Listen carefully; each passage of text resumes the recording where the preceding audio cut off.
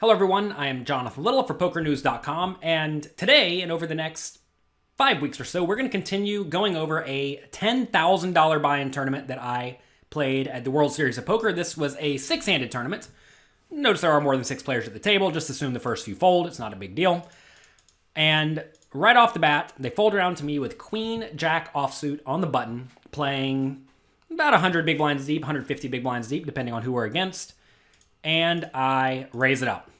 So I make it 1100 at 200, 400, which is pretty normal. When you're playing relatively deep stacked, you should typically make it just a little bit more than you may normally if you were shallow stacked. I know a lot of people make it 2 or 2.2 big blinds.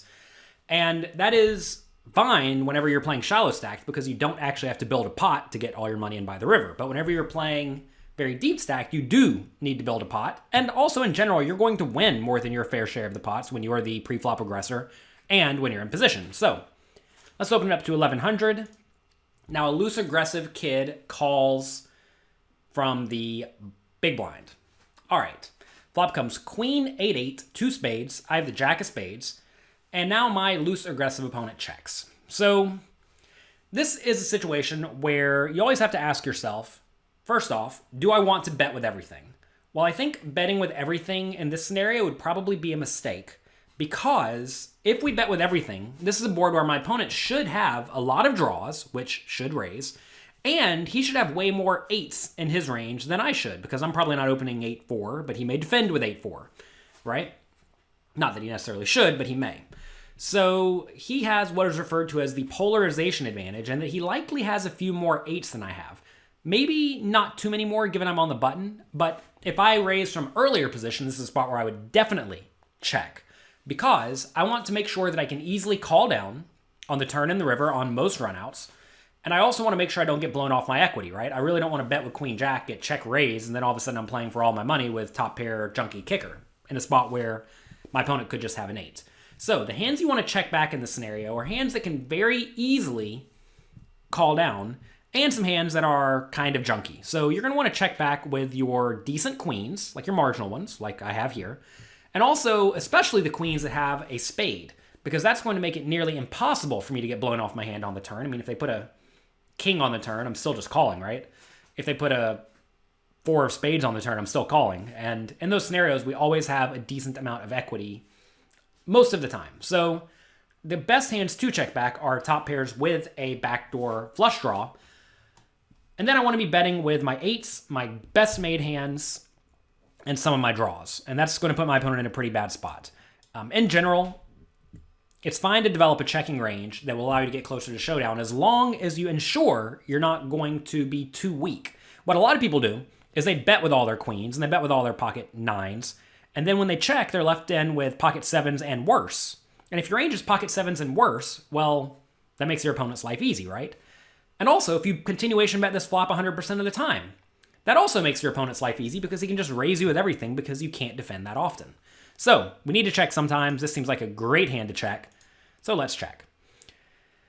Also, if we happen to be against an 8, which isn't going to be all that often, we save money, which is a good thing. Turns a 2, and now the opponent bets, and he bets rather big. He bets 2,000 into the 2480 pot. I probably entered the ante wrong. The ante should be a little bit bigger. That's fine. No big deal. He bets 2,000. And at this point, we have to ask, should we fold, call, or raise? And I'm essentially never folding here, right? Like I said, we check behind on the flop to ensure we can get to showdown some portion of the time. This hand is still great. It beats all the bluffs. It may even beat some of the value bets, so we're at least calling. The question is, though, do I want to raise? And if you think back to what I just said, well, if the opponent has an 8, I'm crushed. If he happens to have a better queen, I'm crushed. Otherwise, I crush him. This is a classic way ahead or way behind situation where you have to be very careful with raising. Now, if your opponent was just very straightforward and generally not good, I think raising actually may have some merit because he'll call you with pocket 7s because he's just terrible. But in a $10,000 buy-in, 6-handed World Series of Poker event, you have to assume your opponent is at least pretty good. So there's no point in raising. Also, when the opponent bets on the bigger side, like he does here, his range should be mostly strong made hands and draws. And the Jack of Spades actually kind of works against us here, because if you think about the draws, a lot of those contain a Jack of Spades, or a Jack in general. And having the Jack of Spades blocks him having well, ace, jack of spades, king, jack of spades, jack 10 of spades, jack 8 of spades, jack 9 of spades, jack 7 of spades, all of those. And it blocks a lot of the jack 10s and jack 9s that may decide to bluff. So that should actually tilt my opponent towards having a value hand. So how do I do against the value hands? Well, I'm actually not in that great a shape, right? I'm only beating a few of the weaker queens that may decide to bet. And obviously I'm losing to the 8. So this is a dicey spot once he takes this line of essentially polarizing his range where he either has a draw or a premium made hand. But we cannot fold. We call. River's a 4. He now bets again. He bets 2/3 pot, which is kind of an interesting size. He's probably trying, like, at this point, he may actually just have a queen, like queen 3, and be trying to get called by an underpair or ace high. I think that is definitely reasonable. So for that reason, I know I'm not folding. Also, yeah, the board ran out about as nicely as it could for us. The only thing that's scaring me here is my opponent's turn bet size and then river bet size. It looks like he's trying to get value. I actually like this way better than if he bet 6,000 on the river, because then he would be very polarized, and if he's very polarized, I straight up lose to his made hands and I beat his bluffs. But I block the bluff, so that's a problem. Now when he uses this size, I imagine his range may still be polarized, but he now may be going for a thinner value bet with queen 5 or something like that. So I think we have a pretty easy call. And he had 8-7 of hearts, so he just had the 8. Now, you may say, I thought you said that he was not polarized. It's important to realize you often don't know what your opponent is doing. And for all I know, maybe he bets 2,400 with his junky queens, and he bets 4,600 as his big bet size, right? It's always difficult to know how people are going to play, so you just have to use your best judgment. And sometimes you're going to be wrong. A lot of people look at situations like this and think, oh man, we lost money. We should have folded by the river. Or they will ask, could we have made a big fold by the river? And the answer is just no. You should not be trying to fold strong hands, because in this scenario, if I fold this hand, what am I calling with? And the answer is nothing, right? I mean, this is one of the best hands I can possibly have, despite the pretty ugly blocker. And if you're folding one of the best hands you could have, you're going to end up folding like 95% of your range. And if you fold 95% of your range, well, all your opponent has to do to beat you is just simply bet when you check. And if you are susceptible to that, you are going to be easy to play against. Those are the players you want at your table. You want what most people refer to as ABC poker players. You want straightforward players who bet when they have a good hand and check when they don't. And when they do check, it's often a marginal hand that they always plan to fold to multiple streets of aggression.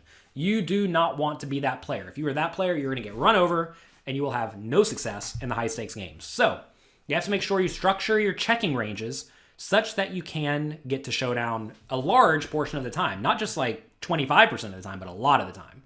Because we're playing against good players, they're going to bluff.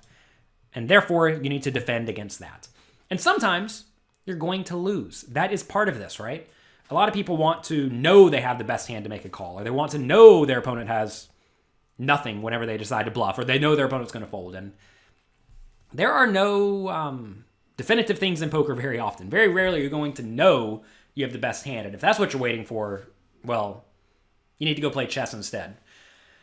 So that's going to be it for today. I want to thank you for being here. If you like this hand, go check out pokercoaching.com. There you can get a completely free trial for 1 week where you can go through all sorts of quizzes, very much like this video. And also, we have homework questions where I will present a scenario kind of like this and ask you, what would you do in this situation? How would you structure your range? And I can promise you that the vast majority of people in this scenario would either just bet the flop, which makes their checking range very, very weak, meaning when it does go check, check, they just lose the pot almost every time, or they would...